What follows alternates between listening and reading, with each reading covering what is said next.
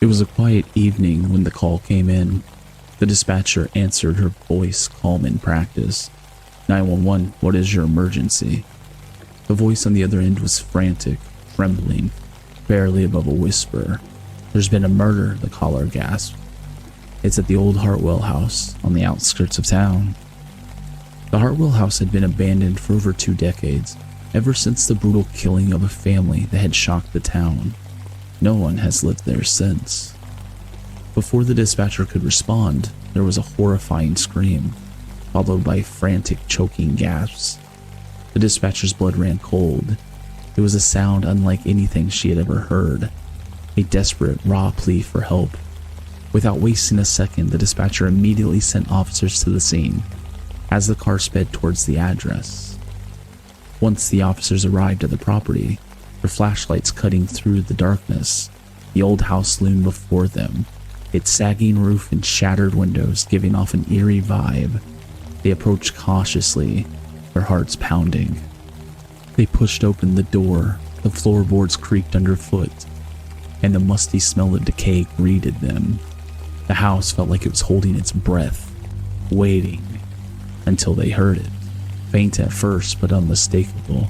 Muffled cries, a woman's voice pleading for help. The sound was coming from upstairs.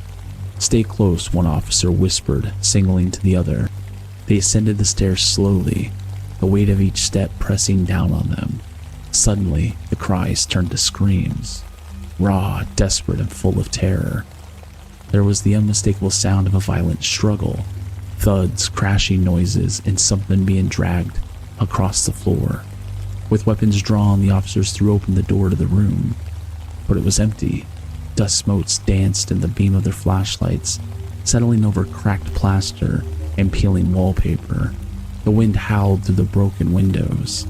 There was no sign of anyone, no blood, no bodies, no struggle.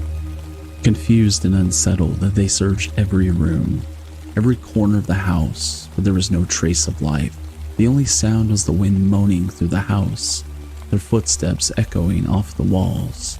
The dispatcher called again. Officers, I need to inform you of something. The call did come from the Hartwell house, but the call was placed over 20 years ago. Tonight is the anniversary of the murder.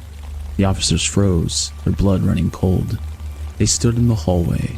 The silence around them grew thick, almost suffocating. Before they could respond, the muffled cries began again, this time louder, clearer.